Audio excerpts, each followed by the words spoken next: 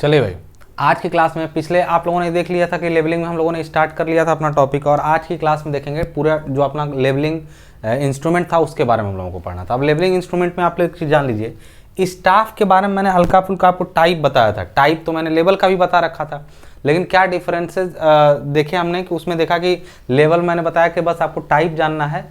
एक चीज़ उसमें से एक क्वेश्चन कई बार आ जाता है इस टाइप से, ध्यान दीजिएगा कि जब भी कोई एक बार ऐसा पूछा था कि जो स्टाफ में स्ट्रिप्स होती हैं, स्ट्रिप्स मतलब जो पट्टियां कटी होती हैं, वो 1 मीटर में कितनी पट्टियां होती हैं। एक चीज़ जान लीजिए कि जो least count of staff, generally हमने बोला था कि लीस्ट काउंट होता है, जो least count of levelling staff, तो जनरल केस में वो जब तक कुछ ना बोला जाए तब तक आप उसको क्या मानेंगे, तो आप उसको बोलेंगे कितना 5 mm, या इसको 5 mm बोलें या फिर बोलें आप 0.005 मीटर। ये दोनों इसका लिस्ट काउंट हुआ, किसी भी लेवलिंग स्टाफ का लिस्ट काउंट यही हुआ 0.005 मीटर या फिर 5 mm इसको आप बोलेंगे। तो एक बात बताइए, जैसे मान लीजिए ऐसे एक पूरा स्टाफ है और उस पर ऐसे पतली पतली पट्टियां कटी हुई हैं, ठीक है ना, तो काला सफ़ेद काला सफ़ेद काला सफ़ेद करके ऐसे कटा रहता है पूरा, और जगह जगह पे निशान बनाते हैं, जैसे यहाँ 1 मीटर का निशान है, यहाँ पर 0 वाला है, इसी तरह। तो ये जो स्ट्रिप्स कटी रहती हैं ना, वो 5 mm की एक होती हैं, 5 mm की एक स्ट्रिप होती है।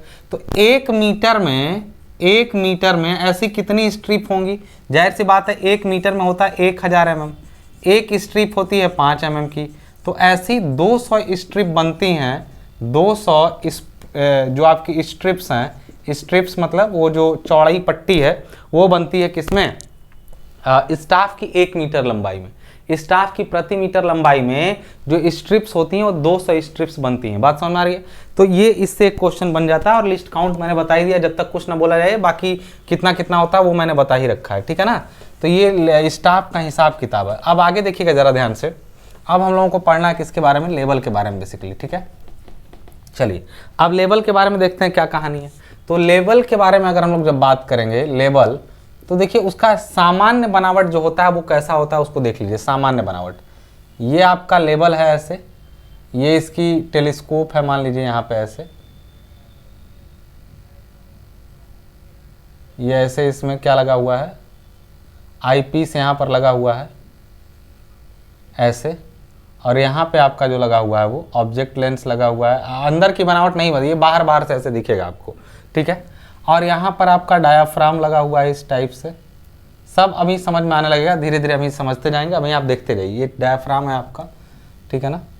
इसके बाद यहाँ पर जो है वो फोकसिंग स्क्रू लगा हुआ है इस जगह पर, और यहाँ पर अगर हम लोग बात करें इसके बबल ट्यूब की, तो वो बबल ट्यूब ऐसे लगी हुई है, इसमें बबल ट्यूब इस पर ऐसे लगी हुई है, इस जगह पे ऐसे बबल ट्यूब, इसमें ऐसे ऊपर की तरफ बबल रहेगा इस टाइप से। और ये एक सॉलिड स्पिंडल पर टिकी होती है। सॉलिड स्पिंडल का मतलब ये पूरा अच्छी तरीके से टिकाया गया रहता है। ये ऐसे करके सपोज करिएगा कि ऐसे पूरा ये टिकाया गया रहता है, किस पर? एक पूरा हिसाब किताब है। क्या हिसाब किताब है? स्पिंडल मतलब ये इस पर अच्छी तरीके से इसमें जुड़ा रहता है, ये अच्छी तरीके से इसमें जुड़ा रहता है। ये टेलीस्कोप पूरी तरह सॉलिडली इसमें क्या होती है? जुड़ी रहती है, और फिर ये नीचे आ करके इस टाइप से जुड़ी रहती है लेवलिंग हेड से। लेवलिंग हेड क्या होता है अभी उस पर भी बात करेंगे हम लोग, धीरे धीरे सारी बातें करेंगे, अभी बस देखते जाइएगा। अब लेवलिंग हेड क्या होता है हिसाब किताब? तो लेवलिंग हेड में हिसाब किताब बस यही है कि ये थोड़ा सा इस टाइप से है। यहाँ पर एक प्लेट लगी हुई है, एक प्लेट लगी हुई है। इस प्लेट को क्या कहते हैं अभी हम बताएंगे, धीरे धीरे समझते रहिएगा। यहाँ पर एक प्लेट ऐसे लगी हुई है। लेवलिंग हेड क्या होता है वो भी अभी समझ में आ जाएगा आपको, थोड़ा डायग्राम पहले देख लीजिए। ये आपका लेवल हुआ, इसके साथ में नीचे एक और प्लेट लगी रहती है सेम इसी टाइप की। दोनों तिकोनी प्लेटें हैं, दोनों तिकोनी प्लेट है। तिकोनी का मतलब होता है 3 कोण वाली, और ये आपस में एक स्क्रू की मदद से कनेक्टेड है। एक स्क्रू की मदद से इस टाइप से ये दोनों कनेक्टेड हैं आपस में। एक स्क्रू, ये दूसरा स्क्रू है ऐसे, अभी समझा दूंगा मैं, चिंता मत करिए, पहले डायग्राम देखिएगा। ये आपका तीसरा स्क्रू है, ठीक है, ये आपका तीसरा स्क्रू है, क्लियर है। ये इस टाइप से कनेक्टेड है आपस में, और फिर इनका जो सबसे लोअर पार्ट है वो जा करके कसा जाएगा किस पर? अब ट्राईपॉड पे। ट्राईपॉड पे इस टाइप से कसने के इसको अरेंजमेंट रहते हैं। इसको कसने का अरेंजमेंट रहता है ट्राईपॉड पे ले जा करके, ठीक है। आप इसमें इसको ट्राईपॉड पे कस देंगे नीचे, उससे हमको मतलब नहीं है, वो हमारा पार्ट नहीं है। हमें समझना है इस लेवल की बनावट को। आपने लेवल को देखा आपके सामने कुछ इस टाइप से, सिंपल डंपी लेवल की बात मैं कर रहा हूँ। इसमें देखिए सबसे ऊपर ये जो पार्ट है इसको हम लोग कहेंगे आपका, अच्छा ये है लॉन्गिट्यूडनल बबल ट्यूब। अभी समझ में आएगा सब, धीरे धीरे बने रहिए। Longitudinal bubble tube, bubble tube ये आपको दिख रहा होगा पूरा, ठीक है ना। और ये यहाँ पर एक और लगा रहता है जिसको कहते हैं हम लोग, ऐसे बना रहता है, इसको बोलते हैं हम लोग cross bubble tube, cross bubble tube, ठीक है। यहाँ जो लगा रहता है ऑब्जेक्ट लेंस लगा रहता है।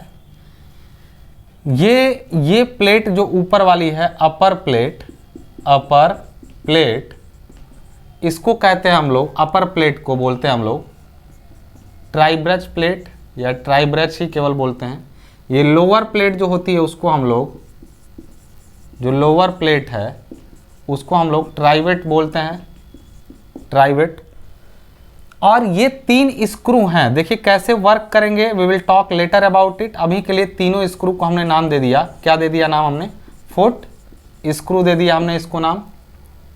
यहाँ पर जो लगा है, आप एक चीज़ जान लीजिए, ये क्लास जो अभी आप देख रहे हैं वो जेई की क्लास में मैं पढ़ा रहा हूँ। खैर डिप्लोमा वाले बच्चे भी अगर इसको पढ़ रहे हैं, या जो बच्चे डिप्लोमा करते करते जेई की तैयारी करना चाहते हैं, वो लोग इस क्लास को ज़्यादा अच्छे से ले उनके लिए ज़्यादा बेनिफिशियल इसलिए है क्योंकि मैं बिल्कुल शुरू से बताऊंगा। ऐसा नहीं कि सीधे पॉइंट्स पर बात करूंगा, फैक्ट्स पर बात करूंगा जो जेई में आते हैं, मैं पूरा शुरू से लेकर के चलूंगा। आपको नहीं समझ में आएगा सब कुछ ले करके चलूंगा। तो सारे टॉपिक को डिटेल में, मैं डायग्राम चाहता तो यहाँ पे पहले से बना के आपके पास आ जाता, बट मैं कोशिश करता हूँ कि आपको अपने सामने कंस्ट्रक्शन करके डायग्राम का दिखाऊं कि अगर एग्जाम में लेवल का डायग्राम बनाने के लिए आ जाए तो आप भी बना पाएं जैसे मैंने बनाया, ठीक है ना।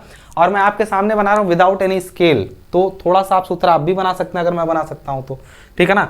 तो फुट स्क्रू यहाँ पर हो चुका। अब एक चीज यहाँ पर जान लीजिएगा, इनके बारे में अभी डिटेलिंग में हम लोग बात करते जाएंगे, अभी केवल नामकरण कर रहे हैं हम लोग इसका, ठीक है। यहाँ पर हम लोग केवल नामकरण कर रहे हैं इसका, ठीक है। ये बबल ट्यूब हो गया। यहाँ पर एक स्क्रू है, ये जो यहाँ पे जो लगा हुआ है ना, इसको हम लोग कहेंगे ये है डायाफ्राम। क्या है, डायाफ्राम। डायाफ्राम का क्या काम है वो भी देखेंगे। यहाँ पर एक स्क्रू है जिसको हम लोग कह रहे हैं फोकसिंग स्क्रू। क्या कह रहे हैं, फोकसिंग स्क्रू। हमें इतने ही की काम है, बस इससे ज़्यादा का काम हमें है नहीं। अब हम लोग इसके बारे में 1 बाय 1 बातें करेंगे कि क्या क्या इसके पार्ट्स हैं और इनके क्या क्या फंक्शन है, सबके बारे में हम लोग 1 बाय 1 बात करेंगे, ठीक है। देखिए अगर आपका टेलीस्कोप जो है वो इस तरह से दूरबीन आपने पकड़ी हुई है, वो किसी जगह पर टिकी हुई है और नीचे ट्राइपॉड लगा है। अब मान लीजिए कहीं ट्राइपॉड ऊंचा खाला हो गया, कोई भी ऐसा केस बना कि ऊंचा खाला हो गया और दूरबीन ऐसे इंक्लाइंड हो गई, दूरबीन ऐसे इंक्लाइंड हो गई, मान लीजिए ऐसे इंक्लाइंड है, तो ये 2 प्लेटें जो हैं, ये दोनों प्लेटें दिख रही हैं आपको, ये भी ऐसे तिरछी हो जाएंगी। ये जो दोनों प्लेटें अभी सीधी हैं वो भी कैसी हो जाएंगी, तिरछी हो जाएंगी। अब अगर इनमें ये प्लेटें हैं तिकोनी, ये प्लेटें कैसी हैं, ये प्लेटें कैसी हैं, ऐसी समझिएगा कि ये ऐसे कुछ इस टाइप से ऐसे 3 कोनों पर बनी हुई प्लेटें हैं, जिनमें तीनों स्क्रू जो है वो 3 जगह पर ऐसे, तीनों जगह पर ये 3 स्क्रू ऐसे इस टाइप से तीनों स्क्रू जो है वो 3 जगह पे लगे हुए हैं, ठीक है। तीनों स्क्रू 3 जगह पर लगे हुए हैं, मतलब एक ऐसी है, दूसरा उसके ऊपर वाली भी ऐसी ही प्लेट है, ठीक है। अब इनमें होगा क्या कि ये प्लेटें ऐसे झुक गई, लेकिन जब स्क्रू को खोलेंगे, ऐसे स्क्रू को अंदर की तरफ घुमाइए या बाहर की तरफ घुमाइए, दोनों केसेस में, तो प्लेटें जैसे मान लीजिए आप ऐसे झुका हुआ है, इधर का दोनों पकड़ के जैसे ही घुमाएंगे, ये प्लेट ऐसे सीधे हो जाएगी। हो सकता है ये दोनों ऐसे तिरछे रहे हैं, लेकिन जब खोलेंगे तो ये प्लेट जो झुकी हुई थी वो ऐसे सीधे हो जाएगी। कैसे, खोलेंगे तो ऐसे बाहर होगा, जब कसेंगे तो और अंदर ऐसे आएगा, खोलेंगे तो बाहर जाएगा। मतलब ये स्क्रूज पर हैं दोनों, तो ये फुट स्क्रू हैं। लेबल जब ऐसे झुका रहेगा तो यहाँ बबल ट्यूब होती है। बबल ट्यूब को आप लोग सब लोग जानते होंगे, जैसे पानी भरी हुई, या पानी नहीं कहेंगे अभी, उस पर पूरा चैप्टर है, ये इस पर पूरा चैप्टर है, पढ़ाएंगे इसको बबल ट्यूब की सेंसिटिविटी के बारे में, और बबल ट्यूब अलग से हम पूरा टॉपिक पढ़ाएंगे जेई वाली क्लास में, पूरा ये कंप्लीट चलेगा आपका, ठीक है। अब एक चीज जान लीजिए, यहाँ पे इस ट्यूब में ईथर और एल्कोहल का घोल भरा होता है, ठीक है, काफी लो विस्कस मटेरियल है जो भरा रहता है। अब मान लीजिए कि आपका इंक्लाइंड हुआ है तो बबल तुरंत यहाँ भागेगा साइड में, और जैसे जैसे सीधा होगा बबल भी अपने बीच में आएगा। बबल मतलब बुलबुला, बबल ट्यूब का मतलब होता है, इसको हिंदी में कहते हैं पार्सल। तो अब वो पता नहीं क्यों कहते हैं, मुझे नहीं मालूम कि पार्सल क्यों कहते हैं। बबल ट्यूब यहाँ बीच में आएगा तो इसका मतलब ये हॉरिजेंटल हो चुका है, यानी जो रीडिंग आपको लेनी थी, आपने जैसे कल देखा था कि हम लोग रीडिंग ले रहे थे एक जगह से घुमा करके, इसको बिल्कुल हॉरिजेंटल रखना बहुत जरूरी है। इस ट्यूब को बिल्कुल हॉरिजेंटल रखना बहुत ही कंपलसरी है। तो अब एक चीज यहाँ पे हमने समझ लिया कि हम लोग बबल ट्यूब को हॉरिजेंटल किसकी मदद से कर सकते हैं, इस पूरे की मदद से, इन दोनों प्लेटों यानी tribrach plate, trivet plate plus foot screw, इन तीनों को मिला करके एक साथ हम लोग जो नाम देते हैं, इस पूरे सिस्टम को जो एक साथ नाम देते हैं उसको हम लोग कहते हैं लेवलिंग हेड। उस सिस्टम को नाम हम लोग क्या देते हैं, लेवलिंग हेड। उस सिस्टम को नाम क्या देते हैं, लेवलिंग हेड। तो लेवलिंग हेड इस तीनों को मिला करके कहा जाता है एक साथ, ठीक है। अब मान लीजिए कि आपने इनको सेट किया, टेलीस्कोप को ठीक कर लिया, अब टेलीस्कोप से आपको रीडिंग लेने की बारी आई, ठीक है। कैसे रीडिंग लेते हैं टेलीस्कोप पे, तो एक चीज जान लीजिए, टेलीस्कोप में जब हम देखते हैं तो हमारे लिए यहाँ पे इस जगह पे आई पीस है। आई पीस का मतलब जिधर हमारी आईज होती हैं उधर हमारा आई पीस होता है, जिधर आईज होती हैं उधर हमारा आई पीस होता है। मान लीजिए ये हमारी आंख है, थोड़ी सुंदर है, जलिएगा मत आप लोग, ठीक है ना। ये हमारी आंख है, हम इधर से देख रहे हैं इसको, ठीक है। जब हम देखते हैं एक्चुअली तो हम असल में हमको आई पीस, यहाँ एक लेंस लगा रहता है, कैसा रहता है उसके बारे में हम लोग बताएं यहाँ पे ध्यान से। जो आई पीस होता है वो लेंस कुछ इस टाइप से होते हैं, ध्यान समझिएगा। इसमें हम लोग टेलीस्कोप के एक एक पार्ट को अलग से एलिब्रेट करते जाएंगे। तो यहाँ पे लेंस जो लगे रहते हैं वो कुछ इस टाइप से लगे रहते हैं, अंदर अंदर देखेंगे आप तो इस टाइप से दो लेंस लगे रहते हैं, दो लेंस यहाँ लगे रहते हैं। और दोनों कैसे होते हैं, ये आई पीस है, ये आई पीस है, और कौन सा आई पीस है, किसने डेवलप किया था, अलग अलग तरह के लेंसेज का यूज करके लोगों ने देखा सबसे बेटर आई पीस जो उनको मिला वो रैम्सडन आई पीस मिला। रैम्सडन ने इसको डेवलप किया था, रैम्सडन ने इसको डेवलप किया था, इसलिए इसका नाम रैम्सडन आई पीस रख दिया गया, ठीक है ना। तो रैम्सडन के अनुसार क्या था, ये दो लेंसेज होते हैं, वो एक तरफ से प्लेन और दूसरे तरफ से कन्वेक्स होते हैं, इसलिए इनको टू प्लेनो कन्वेक्स लेंस कहा गया। प्लेनो कन्वेक्स लेंस का यूज किया गया, टू प्लेनो कन्वेक्स लेंस का यूज इसमें किया गया, किसके लिए, इनको बनाने के लिए। ये रैम्सडन आई पीस था, इसको हम लोग क्या कहें, रैम्सडन आई पीस कहें। दो प्लेनो कन्वेक्स का लेंस यूज करके रैम्सडन आई पीस को बनाया गया। दोनों लेंस एक दूसरे से कितनी दूरी पर रखे गए थे, यहां से यहां तक दोनों लेंस एक दूसरे से कितनी दूरी पर रखे गए थे, ये एक दूसरे से 2/3 की डिस्टेंस पर, 2/3 f, मतलब अगर इनकी फोकस दूरी f है तो 2/3 f की दूरी पर दोनों लेंस क्या किए गए थे, रखे गए थे। अगर ये इनके बीच की दूरी देख रहे हैं ना कि 2/3 f पर रखा गया था, क्यों रखा गया था, क्यों साफ साफ क्यों रखा गया था, क्योंकि इससे सबसे बेटर रिजल्ट मिल रहा था। अच्छा, हम जब इन लेंसेज से होके देखते हैं तो हमारे सामने एक चीज आती है डायाफ्राम। जब ट्यूब में हम देखते हैं डिटेल्स ऑफ टेलीस्कोप, देखिए ये डिटेल्स ऑफ लेवल है, ये अगर हम लोग बात करें तो लेवल के बारे में बता रहे थे। अब हम लोग यहाँ पर अगर इतना सा सिस्टम बात करें तो हम डिटेल्स ऑफ ए टेलीस्कोप बात करें, अगर हम इसको ऐसे बांट लें, ऐसे हम लोग इसको बांट लें इस टाइप से, तो हम लोग अभी बात करने जो जा रहे हैं वो केवल टेलीस्कोप की बात करेंगे, ठीक है ना।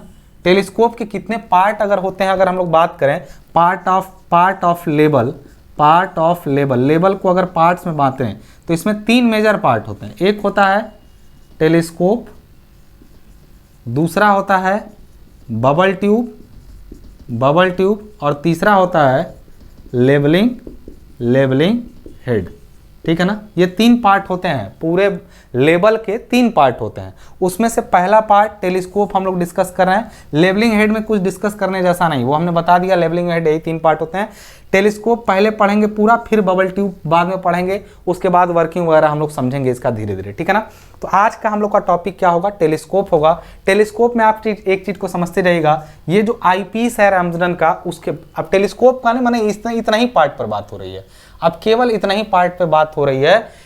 ये हमने बता ही दिया कि ये जो लेवलिंग हेड होता है वो बबल ट्यूब को अपने सेंटर में लाने के यूज टू, यहां पर हम लिखा use to make the telescope horizontal, telescope को हॉरिजेंटल लाने के लिए इसका यूज किया जाता है, टेलीस्कोप को हॉरिजेंटल लाने के लिए इसका यूज किया जाता है। ये बात हमने आपको बता दिया। पार्ट्स ऑफ लेवल में तीनों पार्ट, और ये हमने बता ही दिया कि ये जो प्लेटें हैं इन्हीं को हमने यहाँ पर जूम करके दिखाया है, ऊपर से प्लान में दिखाया हमने इसको, प्लान में ऐसे दिखाया, ये ऐसे क्रॉस की तरह दिख रही थी लेकिन एक्चुअली ऐसी हैं वो, ठीक है ना। Use to make the telescope horizontal, यानी ये हॉरिजेंटल करने के काम आते हैं, टेलीस्कोप को हॉरिजेंटल करने के काम आते हैं। आईपीस पर हमने बात की, अब टेलीस्कोप में हम इधर से जा रहे हैं। सबसे पहले आएगा आईपीस। आईपीस में हमने रैम्जन और भी आईपीस डेवलप किए गए, सबसे सक्सेसफुल आईपीस यही रहा रैम्जन आईपीस, जिसमें इनके बीच की दूरी रखी गई। आईपीस से आगे बढ़ते हैं तो हमको जो सीधा दिखता है ना वो डायाफ्राम दिखता है। हमें सीधा क्या दिखता है? डायाफ्राम। कोई भी अगर ये सोचता है कि हम लोग सीधे हम लोग उसको देख लेंगे, किसको? ऑब्जेक्ट को। मान लीजिए यहाँ कोई चीज़ रखी है, उसको आप देखेंगे तो वो नहीं दिखता है आपको वो नहीं दिखता। आप एक चीज़ आप लोग अगर फिजिक्स थोड़ा बहुत पढ़े होंगे तो आपको पता होगा कि हमारी आंखों से जब कोई ऑब्जेक्ट, जिसका मतलब मान लीजिए किसी ऑब्जेक्ट पे लाइट पड़ी, वो लाइट हमारी आंखों तक पहुंची, हमारे रेटिना के येलो पॉइंट पर उसका ऑब्जेक्ट का इमेज बनेगा। उस इमेज को हम लोग की आंख जो है पढ़ती है तो वो उल्टा देखती है। जानते हैं हमारे रेटिना के येलो पॉइंट पे उल्टा इमेज बनता है, लेकिन हमारा माइंड उसको सीधा करके पढ़ता है। माइंड हमको क्या करता है? उसको सीधा करके पढ़ता है। इसी टाइप से मैं आपको सिंपल सी बात बताऊं, जब यहाँ पर भी इमेज बनती है तो वो कैसी बनती है? तो यहाँ से जब कोई ऑब्जेक्ट रखा जाएगा, ठीक है ना, अभी डायाफ्राम के बारे में पहले बात कर लें, तो ऑब्जेक्ट जब बनेगा ना तो वो डायाफ्राम पे आके बनता है। मतलब जो फोटो बनती है ऑब्जेक्ट की वो डायाफ्राम पे बनती है, और फोटो डायाफ्राम पे बनती है। एक चीज जान लीजिए, यहाँ पे उस फोटो को हम देखते हैं, और अगर वो फोटो साफ नहीं बनी तो हमको साफ नहीं दिखेगी। तो पहली बात की ये टास्क है कि फोटो को साफ बनाना। दूसरा बात, हमें डायाफ्राम सही से दिखता रहे, ये भी जरूरी है। दोनों बातें, हमारा आईपीस भी सेट होना चाहिए और हमारा फोकसिंग भी सही होना चाहिए। बात समझ आ रही है? तो अब हम लोग बात करते हैं डायाफ्राम की। डायाफ्राम कैसे हो सकते हैं? डायाफ्राम असल में ऐसे देखने पर तो एक लाइन दिखाई दे रही है, साइड से देखेंगे तो ये गोल है। असल में अगर इधर से देखेंगे तो ये गोल है। अच्छा, कोई रिंग वगैरह लेंगे, उसको साइड से देखेंगे तो लाइन दिखेगी, लेकिन ऐसे तो गोलाई में है। तो कुछ इस टाइप का हिसाब है, ऐसे वाला। तो डायाफ्राम को अगर आप देख रहे हैं तो कुछ इस टाइप से आपका डायाफ्राम है, गोलाई में डायाफ्राम। इसमें एक वायर ऐसे बंधी हुई है, एक वायर ऐसे बंधी हुई है। ये टेलीस्कोप के अंदर ऐसे रखा गया है, और इस पर स्क्रूज लगे हुए हैं जो इसको एडजस्ट करने के काम आते हैं। जो स्क्रू लगे हुए हैं ये इसको एडजस्ट करने के काम आते हैं चारों तरफ से। ये स्क्रूज देख, अभी आपको समझ में आ जाएगा 2 मिनट में। यहाँ पे स्क्रूज लगे हुए हैं,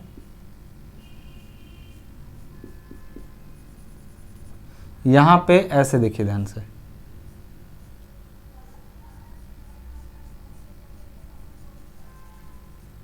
यहाँ पे ऐसे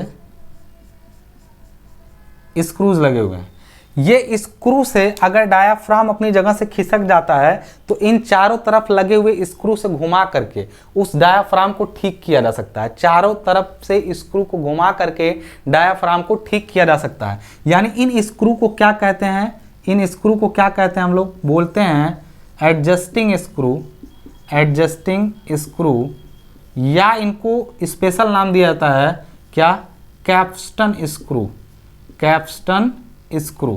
कैप्स्टन स्क्रू का क्या काम होता है? डायाफ्राम जो डिस्टर्ब हो गया है उसको सेट करना। डायाफ्राम जो डिस्टर्ब हो गया है उसको सेट करना। एक चीज का ध्यान रहे, ये एक नॉर्मल डायाफ्राम है, नॉर्मल डायाफ्राम है, नॉर्मल डायाफ्राम। इसमें मैं क्या कहना चाहता हूं? नॉर्मल डायाफ्राम का मतलब, नॉर्मल डायाफ्राम का मतलब मैं क्या कहना चाहता हूं, एक चीज का ध्यान रखिएगा कि नॉर्मल का मतलब होता है उसमें 1 हॉरिजेंटल प्लस 1 वर्टिकल वायर्स होती हैं। 1 हॉरिजेंटल प्लस 1 वर्टिकल वायर्स उसमें होती हैं। किसमें? नॉर्मल डायाफ्राम में। लेकिन अगर डायाफ्राम जो है स्टेडिया डायाफ्राम हो, स्टेडिया डायाफ्राम हो, उसका क्या हिसाब होता है? स्टेडिया डायाफ्राम, उसका क्या हिसाब होता है? तो देख लीजिएगा जरा एक हिसाब इसका जरा सा। आप देखिए, जो स्टेडिया डायाफ्राम होता है उसमें more than 1 horizontal cross hair, horizontal hair. मतलब ये दो हेयर हैं, एक वर्टिकल एक हॉरिजॉन्टल। स्टेडिया कैसा हो सकता है? अक्सर स्टेडिया ऐसा बनाया जाता है, अक्सर स्टेडिया ऐसा बनाया जाता है। अब ये क्या है, क्यों बनाया जाता है, उसके बारे में हम लोग सर्वे सेकंड में टैकोमेट्री में बात करेंगे। कई बार ऐसा बनाया जाता है, कई बार ऐसा बना दिया जाता है, कई बार ऐसा बना दिया जाता है, कई बार और भी कई के मान लीजिए ऐसे बना है, तो एक ऐसे हैं, इसके अलावा दो और बना दिए गए, ऐसे बना दिए गए। बहुत सारे टाइप के स्टेडिया बनाए जाते हैं अपने अपने यूज के अकॉर्डिंग, अलाइनिंग करने के अकॉर्डिंग, इसलिए ऐसा बनाया जाता है इसको। ठीक है, अब यहाँ पर एक चीज़ को और समझेंगे धीरे धीरे हम लोग वन बाय वन चीज़ों को। अभी डायाफ्राम पे पहुँचे। ठीक है, डायाफ्राम ऐसा होता है, वो केवल इसलिए होता है कि आप जब देखें तो ऑब्जेक्ट को बिल्कुल क्रॉस, मतलब आपके आंखों के सामने क्रॉस हेयर के सामने का रीडिंग आप पढ़ सकें, इसलिए ऐसा डायाफ्राम बनाया जाता है। इनका यूज डिफरेंट है, बाद में बात करेंगे स्टेडिया डायाफ्राम का। अगली चीज जो आती है टेलीस्कोप के अंदर वो आता है, चलिए फोकसिंग स्क्रू को अभी नेग्लेक्ट करते हैं, अभी हम लोग यहाँ पहुँचते हैं ऑब्जेक्ट लेंस पर। तीसरी चीज जो हम लोग की मिलती है वो मिलती है ऑब्जेक्ट लेंस। ऑब्जेक्ट लेंस का क्या हिसाब है? अगर इसको ऐसे समझें तो पहले जो ऑब्जेक्ट लेंस बनाया जाता था, जो पहले ऑब्जेक्ट लेंस बनाया जाता था उसमें एक कन्वेक्स लेंस ऐसे यूज किया जाता था। पहले जो ऑब्जेक्ट लेंस बनाते थे उसमें एक कन्वेक्स लेंस यूज करते थे। अब अच्छा, ये किसका बना होता था? ये बना होता था क्राउन ग्लास का। ग्लास की क्वालिटी होती है क्राउन ग्लास, उस ग्लास का क्वालिटी होता है क्राउन ग्लास का ही बनता था। अभी क्या हुआ, इसके वजह से बहुत सारी प्रॉब्लम आई, इसकी वजह से बहुत सारी प्रॉब्लम आई उसमें, तो फिर क्या किया गया? लेकिन बाद में एक चीज जान लीजिएगा, जब क्राउन ग्लास का बना ठीक है, लेकिन जब बाद में ऐसा देखा गया तो इसमें कई सारे डिफेक्ट्स आ रहे थे। डिफेक्ट का मतलब क्रोमेटिक एब्रेशन है, स्फेरिकल एब्रेशन है। अब ये सब क्या है, इस पर थोड़ी देर बाद अभी चर्चा करेंगे कि क्या क्या होते हैं। मतलब सही से ना दिखना, ठीक है ना, या सही इमेज का ना बनना, ये सब डिफेक्ट होते हैं।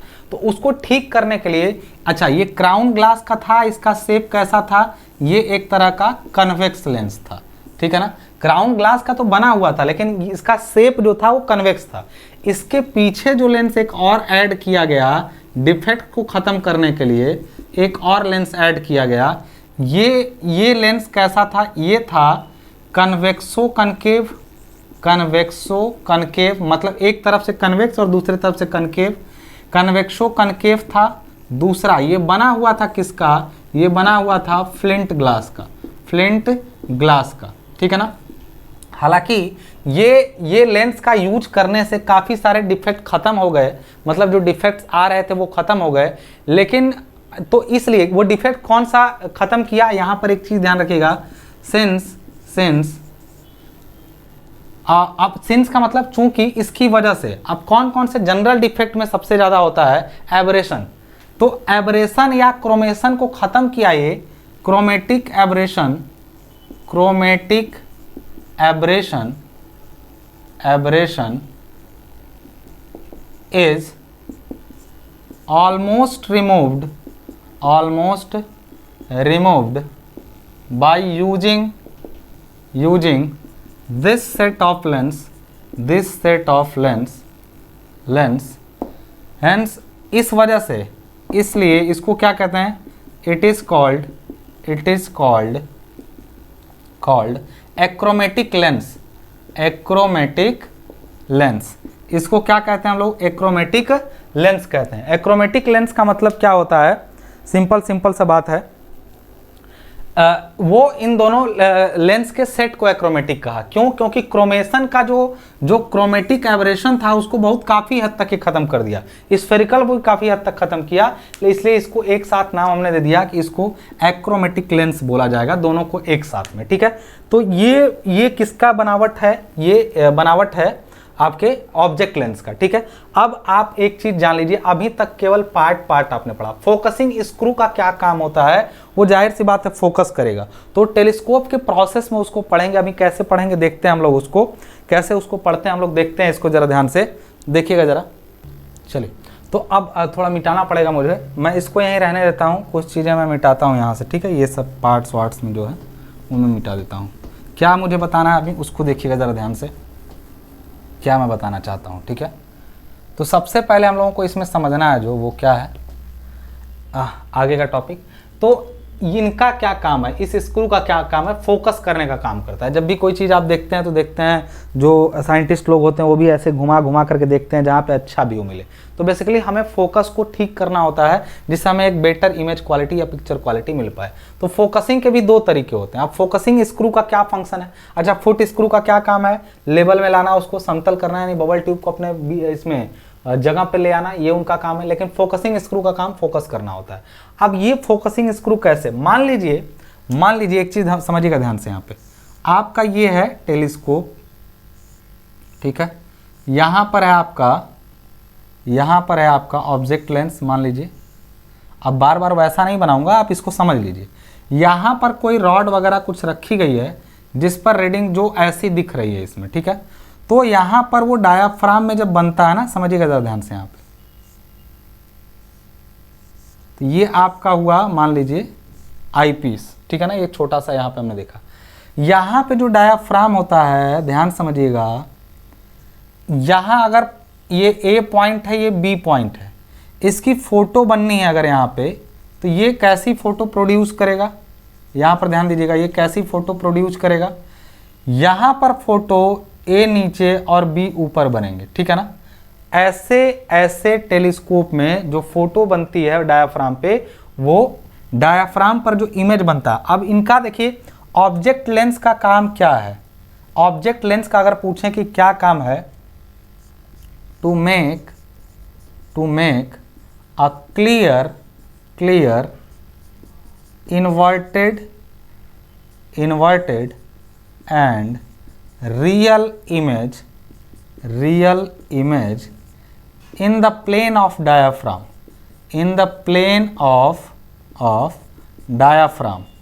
अब ये चीज़ को आपको अगर लग रहा है कि ये सब क्या लिख दिए, अभी समझ में आने लगेगा आपको इसका मतलब क्या होता है, इसका मुख्य काम क्या होता है। देखिए यहाँ कोई ऑब्जेक्ट रखा था या कोई भी चीज़ रखी थी, उसका देखिए हम यहाँ पर ऑब्जर्वर हैं और हमारा जो ऑब्जेक्ट है वहाँ है और इमेज बीच में बनती है। तो फिजिक्स में आप लोगों ने पढ़ा था, उसको रियल इमेज कहते हैं। वर्चुअल इमेज जो होती है वो पीछे बनती है, जो वर्चुअली लाइट के इंटरसेक्शन से बनती है, एक्चुअल इंटरसेक्शन से नहीं बनता है। अब इतना मैं फिजिक्स के बारे में बात नहीं करना चाहता हूँ, यहाँ दिक्कत होने लगेगी। फिर मैं बस इतना कहना चाहता हूँ कि यहाँ पर जो इमेज बन रही है एक रियल इमेज बन रही है, वर्चुअल इमेज नहीं है। अब रियल इमेज का हिसाब किताब यहाँ पे समझिएगा, रियल इमेज जो बनेगा उसको देखेगा कौन, उसको आईपीस देखेगा। आईपीस का काम क्या है, डायाफ्राम को देखना, डायाफ्राम को मैग्नीफाई करके देखना, मैग्नीफाई करके ये देखता है, मैग्नीफाइड इमेज को देखता है ये, ठीक है। कौन, डायाफ्राम जो होता है, डायाफ्राम पर बनी हुई जो इमेज है उसके मैग्नीफाइड फॉर्म को ये देखता है। बात समझ में आ गई, क्लियर कट। तो एक चीज यहां पर क्लियर हो रही है कि आईपीस का अपना फंक्शन है यहीं तक का और इसका अपना फंक्शन है यहीं तक का, ठीक है। अब देखिएगा जरा यहाँ पे, तो क्या ये अपना काम फंक्शनली पूरा कर पा रहा है, नहीं कर पा रहा है, उसके लिए मैंने बताया कि इसमें कुछ लेंसेज का संयोजन किया जाता है, यानी कुछ लेंसेज को जोड़ा गया और यहाँ पर इमेज बनने लगी। अगर हम लोग एक चीज समझें कि ऑब्जेक्ट कभी दूर हो रहा है कभी पास हो रहा है, ऑब्जेक्ट कभी दूर हो रहा है कभी पास हो जा रहा है, तो यहां पर समझिएगा जरा बात को। ये इमेज को जानते हैं कि ऑब्जेक्ट कभी दूर हो जाता है कभी पास हो जाता है। दूर होने का मतलब ये हुआ कि मान लीजिए हमने कभी वहां रखा, फिर वो डायाफ्राम पे सही इमेज नहीं बनी, फिर हमने कभी पास ला दिया, वहां भी सही इमेज नहीं। तो अगर ये ऑब्जेक्ट दूर और पास होता है तो उसकी फोटो सही डायाफ्राम पे बने, उसके लिए हम लोग यूज करते हैं फोकसिंग स्क्रू का। अब फोकसिंग करने के लिए भी स्क्रू दो टाइप के होते हैं। मान लीजिए यहाँ पर आपने एक स्क्रू का यूज किया जो फोकसिंग स्क्रू का काम कर रहा था, यहाँ पे आपने एक स्क्रू का यूज किया जो फोकसिंग स्क्रू का काम कर रहा था। इसका काम बेसिकली क्या था, फोकस करना, फोकस कर रहा था ये चीजों को। तो ये इसमें इस लेंस को आगे पीछे एडजस्ट करेगा तभी तो यहां पे आके इसकी इमेज बनेगी। बात समझ में आ रही है। तो एक टास्क तो ये बन गया कि इसको यहां से यहां लाया जाए, चलिए वो तो हम ला देंगे इस फोकसिंग स्क्रू की हेल्प से, लेकिन हमें भी तो दिखना चाहिए कि वो डायाफ्राम पे जो चीज बनी है वो हमको स्पष्ट विजिबल हो। उसके लिए हमको एक फोकसिंग इसका भी करना पड़ेगा, फोकसिंग ऑफ आईपीस भी हमको करना पड़ेगा, आईपीस, ठीक है, फोकसिंग ऑफ आईपीस, ठीक है। अब इसको, इसके फोकसिंग को क्या कहते हैं, और इसको एक एक प्रॉब्लम आती है जिसको हम लोग बोलते हैं पैरालेक्स की प्रॉब्लम। देखते हैं क्या होता है। चलिए यहाँ पे फटाक से मैं मिटाता हूँ इसको। यहाँ पे आपने ये सब तो समझ ही लिया, मैं ऊपर यहाँ मिटाता हूँ चीज़ें, ठीक है। देखिएगा ज़रा ध्यान से, अगर हम लोग इसको फोकस करते हैं तो ये हर बार फोकस करने का, एवरी टाइम जब भी रीडिंग लेना पड़ेगा आपको इसको फोकस करना पड़ेगा, दिस स्क्रू। लेकिन आईपीस को फोकस करने का काम जो होता है उसको बोलते हैं focusing of eyepiece is known as elimination of parallax. बात समझ में आ रही है, एलिमिनेशन ऑफ पैरालेक्स। अब एलिमिनेशन ऑफ पैरालेक्स क्या होता है, चलिए देखते हैं। एलिमिनेशन ऑफ पैरालेक्स, देखिए अगर पहली बात कि ये पैरालेक्स है क्या, पैरालेक्स एक तरह की प्रॉब्लम है जिसमें डायाफ्राम क्लियर नहीं क्लियर होता है। डायाफ्राम यानी cross hairs in the plane of diaphragm, in the plane of diaphragm, plane of diaphragm are not clearly visible, are not clearly visible, clearly visible. तो इसको भी ठीक करना जरूरी है। क्यों? क्योंकि जब तक डायाफ्राम में जो वायर्स लगी हुई हैं वो क्लियर नहीं दिखेंगी तो फिर डायाफ्राम के प्लेन में, मतलब उसके तल में, ये चीजें जो मैं लिख रहा हूं ना, इसको आपको ध्यान रखना बहुत ज्यादा जरूरी है। आपको बाद में पता चलेगा कि इसका क्या आपको रिजल्ट मिलेगा, ठीक है। तो मैंने यहां बोला कि cross hairs in the plane of diaphragms are not clearly visible, मतलब वो सही तरीके से दिखाई नहीं देती। तो कैसे दिखेंगी? फिर आईपीस को फोकस किया जाए। अच्छा, आईपीस का फोकसिंग एक ही बार करना पड़ेगा, वंस फॉर एन ऑब्जर्वर, मतलब किसी एक ऑब्जर्वर को। मान लीजिए मेरे आई, सबके आंख की पावर अलग अलग होती है। मान लीजिए मैं यहाँ पे खड़ा हूँ, टेलीस्कोप हमारे हाथ में इस टाइप से है, हमने एक बार फोकस करके सेट कर लिया, हमें डायाफ्राम दिखने लगा। तो अब एवरी टाइम जब हम देखेंगे तो हम ही को देखना है, तो डायाफ्राम तो ठीक से हमको दिखाई देगा ही। ये अलग की चीज है कि डायाफ्राम पर हमारा जो ऑब्जेक्ट है वो बार बार सही से ना बने, तो उसके लिए एवरी टाइम आपको फोकस करना पड़ेगा इस स्क्रू को। बात समझ में आ रही है? अब ये स्क्रू करता क्या है उसके बारे में बात करेंगे। पहले आपने ये समझ लिया कि parallax is a problem. Parallax क्या है? एक दिक्कत है जिसमें क्या होता है, cross hairs in the plane of diaphragms are not clearly visible, उसमें दिखाई नहीं। तो उसको एलिमिनेट कैसे करना? एलिमिनेट करने का मतलब होता है हटा देना, किसी चीज को रिमूव कर देना उसको। तो एलिमिनेट कैसे करेंगे? आपको करने के लिए टेलीस्कोप को ऐसे लेना है। सबसे पहले आप तीन सेटिंग होती है जब भी कोई, अभी अच्छा ये सब ना लिख सकते हैं आप कॉपी में, बट एग्जाम में कभी पूछेगा नहीं, लेकिन आपको मालूम होना चाहिए कि जब भी आप लेवल से काम करने जाते हैं, पहला काम आप करते हैं उसको सेट करते हैं, सेटिंग ऑफ द लेवल। पहली टेम्पोररी सेटिंग। देखिए किसी भी इंस्ट्रूमेंट को यूज करने में आप जानते हैं एक टेम्पोररी सेटिंग होती है, परमानेंट सेटिंग होती है। टेम्पोररी जब सेट करते हैं आप टेलीस्कोप को, तो सबसे पहला काम आप करते हैं उसमें setting of the level, level को सेट करना। लेवलिंग ऑफ द लेवल माने फुट स्क्रू की हेल्प से बबल ट्यूब को सीधा कर लेना। अब ये दोनों चीजें हो गई, सेट हो गई। देखें डायाफ्राम में जो क्रॉस हेयर्स थी, यानी जो ऐसे तारें लगी थी, वो मोटी मोटी सी दिख रही थी, यानी या ऐसे स्विंग करती हुई दिख रही हैं। तो फिर आप फोकस करेंगे अपने आईपीस को, जिसकी मदद से डायाफ्राम की क्रॉस हेयर आपको धीरे धीरे क्लियरली और बिल्कुल फाइन दिखने लगेंगी।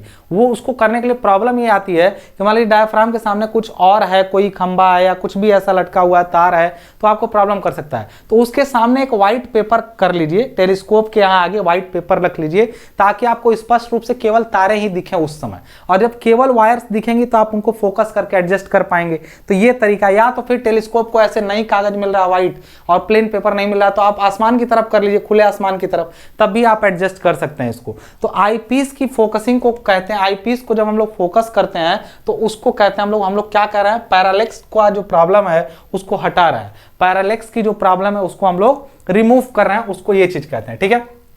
अब हमें मान लीजिए एक बार आईपीस का फोकस हो गया, आईपीस से फोकसिंग का काम हो गया, तो आप एक चीज यहां पे समझिएगा ध्यान से, क्या कि ऑब्जेक्ट का फोकस करते हैं तो कैसे होता है। On the basis of focusing of telescope, यानी फोकसिंग के आधार पे दो टाइप के टेलीस्कोप होते हैं। टेलीस्कोप दो टाइप के कैसे बन जाते हैं? एक होता है इंटरनल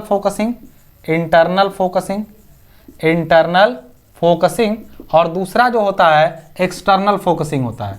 क्या होता है? एक्सटर्नल फोकसिंग होता है। अब ये क्या होता है हिसाब समझिएगा। इंटरनल फोकसिंग में टेलीस्कोप पूरी एक सॉलिड इस टाइप से होती है, टेलीस्कोप पूरी इस टाइप से सॉलिड होती है, इस टाइप से यहाँ पे, और इसके अंदर एक एक्स्ट्रा ट्यूब लगी रहती है। क्यों? आप एक चीज जानते हैं, ये लेंस आगे पीछे, एक्सटर्नल में क्या होता है आप समझिए, अभी बात आपको समझ में आ जाएगी। ये इस टाइप से एक टेलीस्कोप है, इसके अंदर एक और ट्यूब लगी रहती है एडिशनल, यहाँ पर लेंस लगा रहता है ऑब्जेक्ट वाला। और इसमें हिसाब क्या होता है जरा ऐसे समझिएगा कि ये आपका आईपीस है, और इसमें जो हिसाब रहता है कि वो एक दूसरे पर ऐसे स्लाइड करने की अरेंजमेंट रहती है, उनमें ऐसे एक दूसरे पर ये ऐसे इसमें ग्रुप बने रहते हैं, ये एक दूसरे पर ऐसे स्लाइड कर सकते हैं। अगर आपको ना समझ में आ रहा हो तो मैं यहाँ पे आपको समझा दूं, इस जगह पर देखिएगा ध्यान से सब लोग, क्या हिसाब किताब है देखिएगा। इसमें ग्रुप कटे हुए हैं, यहाँ पे ग्रुप का मतलब इसमें से ऊपर से भी दांते ऐसे कटे हुए हैं ऐसे, और नीचे से भी, तो ये एक दूसरे पर मूव कर सकते हैं एक दूसरे पर। जब स्क्रू को आप घुमाएंगे तो ये पूरी ट्यूब ही क्या होगी, ऐसे ट्यूब ही पूरी अंदर बाहर होगी, ट्यूब ही पूरी क्या होगी, अंदर बाहर इस टाइप से होगी। लेकिन आपको देख के लग रहा होगा सर ये तो डिस्टर्बिंग है। डिस्टर्बिंग का मतलब क्या होता है कि ये डिस्टर्ब करेगा, तो क्यों ना हम लोग कुछ ऐसा करें कि ये पूरी ट्यूब दो हिस्सों में बंटी होती है एक्सटर्नल फोकसिंग में।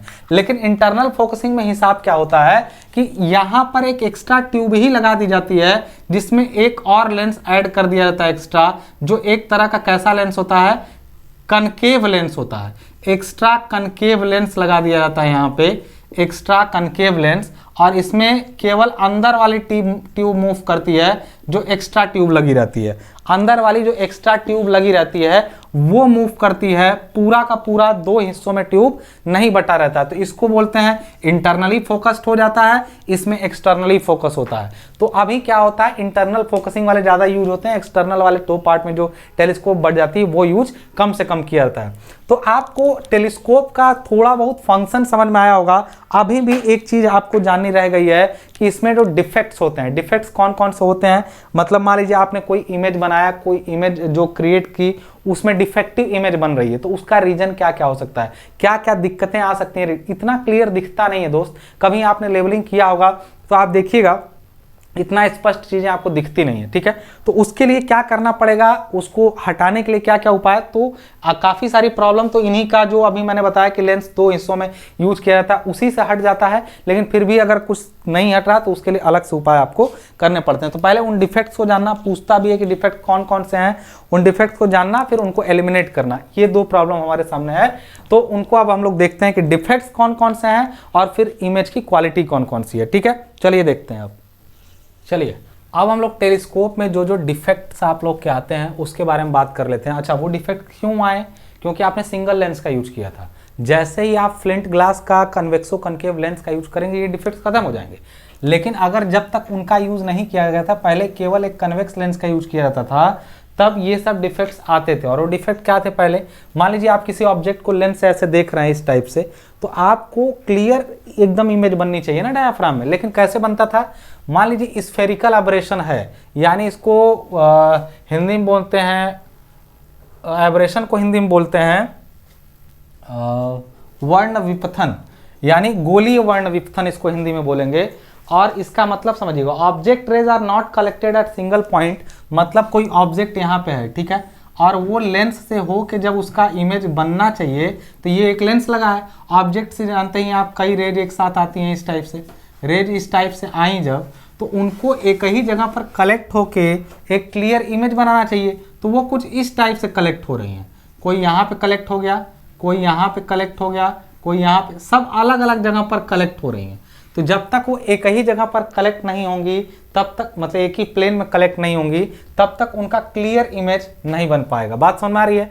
तो स्फेरिकल एब्रेशन में क्या होता है, जो ऑब्जेक्ट रेज होती हैं वो किसी सिंगल पॉइंट पर कन्वर्ज होकर के नहीं बनाती हैं। अब एक दूसरा एब्रेशन होता है वर्ण विपथन का मतलब, एक चीज एब्रेशन का मतलब, एब्रेशन देखिए कई टाइप के होते हैं, ये चीज समझिएगा। एब्रेशन अपने आप में एक दोष है, लेकिन वो एब्रेशन जो हो सकता है वो स्फेरिकल भी हो सकता है। क्रोमेटिक का मतलब सीधे कलर से है, ठीक है ना। आप जानते हैं कि ऑब्जेक्ट में अगर अलग अलग कलर हैं तो सारे कलर्स की वेवलेंथ अलग अलग होती है, और जब कलर्स आते हैं इस टाइप से तो आप देखते हैं कोई चीज़ कभी किसी लेंस से गुजरने पर कलर्स में डिवाइड हो जाती है, कई कलर्स में वो क्या होती है, डिवाइड हो जाती है। तो उससे होता क्या है, कलर्स अपने वेवलेंथ के अकॉर्डिंग अलग अलग जगह पर फिर पॉइंटेड होंगे और सारे कलर अलग अलग दिखने लगेंगे। मतलब यहाँ पर ऑब्जेक्ट डायग्राम तो एक ही जैसा दिख रहा है, लेकिन एक चीज़ जान लीजिए, यहाँ पे जो इमेज बन रही हैं उनमें अलग अलग कलर हैं। जैसे रेड कलर आगे दिखने लगा आपको क्योंकि उसका ज़्यादा रिफ्रैक्शन नहीं हुआ, तो इसी तरीके से पीछे सबसे ब्लू कलर आपको दिखने लगेगा। मतलब जो वॉलेट है, एक चीज़ यहाँ पर समझ लीजिएगा कि अलग अलग कलर की वेवलेंथ अलग अलग होने की वजह से रिफ्रैक्शन अलग अलग हुआ, तो वो एक ही जगह पर सिंगल जिस कलर का ऑब्जेक्ट है उस कलर का नहीं बन पाएंगे, अलग अलग तैरता हुआ दिखाई देगा कि अरे यार कई कलर इसमें दिख रहा है, तो ऑब्जेक्ट का एक सही इमेज नहीं बन पाएगा। ये दोनों खत्म हो जाते हैं कब, जब आप किसका यूज करते हैं, एक्रोमेटिक लेंस का यूज करिए, दोनों ही डिफेक्ट क्या हो जाएंगे, खत्म हो जाएंगे। अब कॉमा क्या डिफेक्ट आपका बताता है, कॉमा का मतलब क्या होता है, सिंपल सी बात है, मतलब ऐसा लगता है कि ऑब्जेक्ट है और उसमें से रोशनी निकल रही है, मतलब इसका कीवर्ड जो आप जान लीजिएगा, वो डिस्ट्रॉयड स्टार जैसा दिखता है ऑब्जेक्ट, डिस्ट्रॉयड स्टार जैसा, मतलब कोई टिमटिमाता हुआ तारा हो और उसमें ब्लास्ट हो रहा हो, इस टाइप से दिखता है। जगह जगह पर उसमें ऐसे जैसे लगेगा कि रोशनी निकल के पास हो रही हो, इस टाइप से ये शो करता है कॉमा। कॉमा का मतलब हुआ कि जब भी आप देखेंगे और ये डिफेक्ट है उसके अंदर, तो वो डिस्ट्रॉयड स्टार जैसा दिखाई देगा। अब एक और इसमें केवल नाम जानते रहेगा और कीवर्ड से आपको मतलब है, इनको एक्सप्लेन करने के लिए मेंस में आपको कभी नहीं पूछेगा, आपको बस इनका नाम जानते रहना कि सारे इससे होता क्या है। डिस्टॉर्शन एक टाइप का इफेक्ट है, जैसे मान लीजिए आप कभी कभी देखते होंगे लेंस से, तो कोई चीज़ बिल्कुल ऐसे सीधी है, सपोज करिए वो कैसी है, वो बिल्कुल इस टाइप से सीधी है, ठीक है, इस टाइप से बिल्कुल सीधी है, लेकिन कई बार वो दिखने कैसे लगती है, ऐसे दिखने लगती है, ऐसे दिखने लगती है, ऐसे, आप समझिएगा, ऐसे दिखने लगती है, या फिर वो चीज़ कभी कभी ऐसे दिखने लगती है, ऐसे दिखने लगती है, इस टाइप से। तो ये एक्सपेंडेड डिस्टॉर्शन हुआ, ये श्रिंक कर जाता है। मतलब डिस्टॉर्शन की वजह से कोई चीज़ या तो श्रिंक की हुई नज़र आती है, श्रिंक, या फिर एक्सपेंडेड या एक्सपेंड की हुई, इस टाइप से नज़र आता है, दोनों श्रिंक कर जाता है, एक्सपेंड कर जाता है, इसको कहते हैं डिस्टॉर्शन। और एस्टिग्मेशन में क्या होता है, ब्लर्ड इमेज मिलती है। ब्लर्ड इमेज का मतलब होता है धुंधला धुंधला सा दिखाई देगा इमेज, क्लियर नहीं दिखाई देगा। हालांकि सब में प्रॉब्लम यही कि सब साफ नहीं दिखेंगे, लेकिन सबके डिफेक्ट्स का निशानियां अलग अलग हैं, पहचान अलग अलग हैं। ये इस टाइप से प्रॉब्लम क्रिएट करेगा, इसमें कलर स्प्लिट हो जाएंगे आपस में, इस वाले में स्टार जैसा, डिस्ट्रॉयड स्टार जैसा शो करेगा, इसमें श्रिंक होके या इस टाइप से शो करेगा। एस्टिग्मेशन में पूरी इमेज क्या हो जाएगी, ब्लर हो जाएगी। ये सब सिंगल लेंस के यूज के कारण जो डिफेक्ट्स होते हैं उनको शो कर रहा है। बात समझ में आ रही है। अगर इस टाइप से अगर देखिए, ये सब वो चीज़ें हैं जो प्रॉब्लम क्रिएट कर रही हैं, लेकिन हमारे टेलीस्कोप में या लेंस में कुछ ऐसी क्वालिटीज़ भी होती हैं जिनकी वजह से वो उनका जो इमेज की क्वालिटी या फोटो की क्वालिटी होती है वो इन्हेंस होके आती है। उनके बारे में थोड़ी थोड़ी बात कर लेते हैं कि क्या ऐसे हमारे जैसे डेफिनेशन या ब्राइटनेस, ये ऐसी क्वालिटीज़ हैं जो इमेज को और शार्प और क्लियर बनाती हैं। तो कुछ ऐसी क्वालिटीज़ को भी हम लोग डिस्कस कर लेते हैं वन बाई वन। चलिए देखते हैं। अब देखिए यहाँ पे अब हमने लिख लिया है कि ऑप्टिकल कैरेक्टरिस्टिक्स ऑफ टेलीस्कोप, मतलब हमारे टेलीस्कोप के अंदर ऐसे कौन से गुण हैं, प्रकाशीय गुण, जिसके कारण उसकी जो इमेज क्वालिटी है वो अच्छी हो जाती है या बाकी जो दोष हैं वो हट जाते हैं। जैसे आपने देखा कि डिफेक्ट्स हो रहे थे, कई सारे डिफेक्ट्स आपने देखा, तो उन डिफेक्ट्स को हटाया किसने, तो आपने कहा कि हमने फ्लिंट ग्लास का यूज कर दिया उसके साथ में, या एक्रोमेटिक लेंस का यूज किया, जिसकी वजह से वो हट गए। तो वो कौन से गुण डेवलप हुए, जैसे आपके अंदर देखिए कुछ ना कुछ तो रहेगा। आप अगर अपने अंदर कुछ नहीं रखे रहेंगे, अगर अच्छे नहीं बनेंगे तो बुरे अपने आप बन जाएंगे। मतलब एक क्वालिटी डेवलप करेंगे, वो दूसरी क्वालिटी को क्या करेगी, हटा देगी। आप एक क्वालिटी को हटा करके मतलब अनफिल्ड टाइप से नहीं रह सकते हैं कि कुछ हो ही ना, खाली टाइप से। तो इस टाइप से एप्लेनेशन एक कैरेक्टरिस्टिक है जो हटा देता है किसको, स्फेरिकल एब्रेशन को। स्फेरिकल एब्रेशन अगर खत्म हो रहा है तो इसका मतलब हमारा जो टेलीस्कोप है उसके अंदर एप्लेनेशन की कैपेसिटी अच्छी है। स्फेरिकल एब्रेशन को क्या किया कर दिया, ये स्फेरिकल एब्रेशन जो हुआ वो क्या कर दिया गया, रिमूव कर दिया गया। Spherical aberration is removed. अगर लेंस या टेलीस्कोप के अंदर ये क्वालिटी है तो वो क्या करेगा, स्फेरिकल एब्रेशन को खत्म करेगा। एक्रोमेटिज्म की अगर क्वालिटी है तो वो क्रोमेटिक एब्रेशन को खत्म करेगा। वो क्या करेगा, क्रोमेटिक एब्रेशन को खत्म करेगा। कब, जब उसके अंदर एक्रोमेटिज्म की प्रॉपर्टी है। डेफिनेशन अच्छा है तो हमारी इमेज जो है बहुत ही शार्प बनेगी। शार्प मतलब एजेस क्लियर रहेंगे उसके, और स्पष्ट रूप से इमेज बनाएगा शार्प। जैसे आप टीवी वगैरह में देखते होंगे, जब स्क्रीन में अच्छी क्वालिटी की बात आती है हम लोग हाई डेफिनेशन यानी एचडी की डिमांड करते हैं, जिससे हम लोग शार्प पिक्चर क्वालिटी मिल पाए। तो जब भी शार्प वर्ड आपको दिखाई दे, ये की वर्ड है।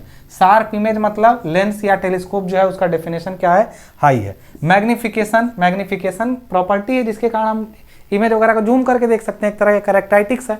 तो जितना इमेज को लार्ज करना का, लार्जर फॉर्म ऑफ इमेज, इसको क्या लिखेंगे, larger form of image can be seen, मतलब ये आपका किया जा सकता है इसके अंदर।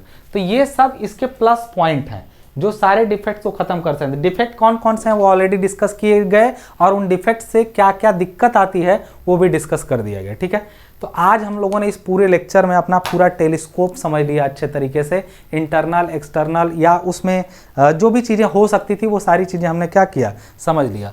एक चीज़ और आती है कि जब इमेज में एक वर्ड आता है ब्रिलियंसी का, ब्रिलियंसी या चमक, अगर मान लीजिए बात कर लें, ब्रिलियंसी मतलब होता है ये चमकदार और अच्छी ब्राइट इमेज इससे मिलती है। क्या मिलता है, एक ब्राइट इमेज मिलता है। लेकिन ब्राइट इमेज तब मिलेगा जब नंबर ऑफ लेंसेज कम से कम होंगे जिससे इमेज पास हो रही हो। अगर नंबर ऑफ लेंसेज को आप बढ़ाते जाएं तो उसकी ब्रिलियंसी घट जाएगी या ब्राइटनेस उसकी क्या होती है, कम हो जाती है। तो ब्रिलियंसी एक अच्छी प्रॉपर्टी है, उससे ब्राइट इमेज आपको मिलता है। मैग्निफिकेशन एक प्रॉपर्टी है जिससे लार्जर इमेज मिलता है। डेफिनेशन अच्छी प्रॉपर्टी है जिससे शार्प इमेज मिलेगा। एक्रोमेटिज्म अच्छी प्रॉपर्टी है जिससे क्रोमेटिक एब्रेशन हट जाएगा। एप्लीनेशन ऐसी प्रॉपर्टी है जिससे स्फेरिकल एब्रेशन हट जाएगा। ये सारी प्लस पॉइंट है जिनकी वजह से हमें एक अच्छी पिक्चर क्वालिटी मिलती है। तो चलिए अब नेक्स्ट वीडियो में हम लोग बात करेंगे लेवलिंग के जो ऑपरेशन है। अभी तक हमने इसके केवल इंस्ट्रूमेंट को समझा, लेवलिंग ऑपरेशन बिल्कुल नहीं किया। अभी कहाँ लेवलिंग किए, जो लोग इंतजार कर रहे थे कि लेवलिंग सर कब सिखाएंगे, तो लेवलिंग अभी नहीं कर रहे थे, अभी केवल उसकी व्यवस्था में लगे हुए थे। हो चुका है, अब नेक्स्ट लेक्चर में हम लोग लेवलिंग ऑपरेशन पढ़ेंगे। तब तक ले मुझे दीजिए इजाजत, धन्यवाद।